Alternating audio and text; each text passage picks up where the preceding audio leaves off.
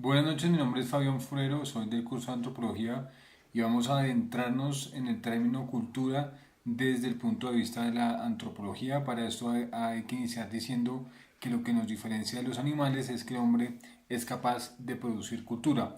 Hay una diferencia también marcada entre lo que es cultura y en lo que es sociedad. La cultura es cómo vive un pueblo, cómo habita un territorio y cuáles son las relaciones que tiene, mientras que la sociedad es el agregado de individuos que siguen un mismo modo de vida. Esa pues es la diferencia entre cultura y sociedad. También hay tres términos que son claves para poder describir lo que es la cultura.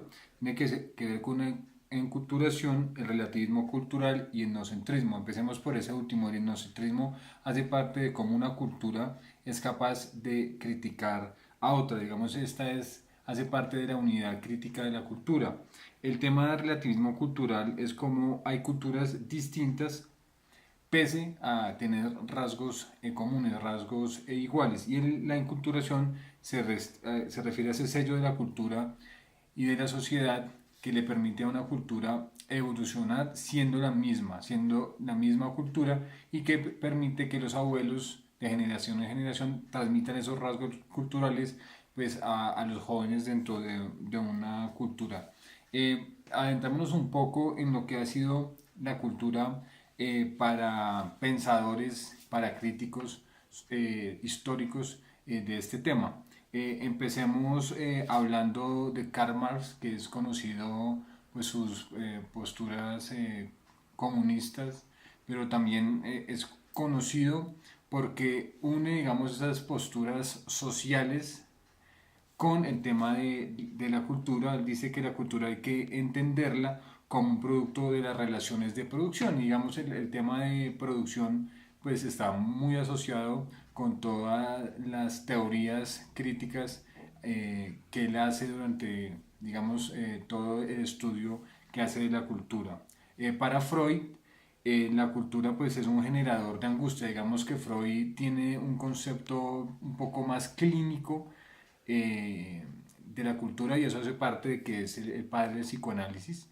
Él dice que la cultura produce angustia, produce temores, hace que el hombre tenga sentimientos de culpa, tenga represión, tenga una cantidad de aspectos que son, digamos, de una manera negativos hacia lo que es realmente la cultura. Como les digo, es un poco más hacia el tema clínico y el tema psicológico de la cultura. Taylor, en cambio, pues dice que la cultura la ve como un compendio donde hay arte, donde hay moral, donde hay una cantidad de elementos muy cercanos a lo que es la cultura, costumbres, creencias, todo este tipo de cosas él las unifica en un solo complejo con una cantidad de unidades que es las que yo les digo.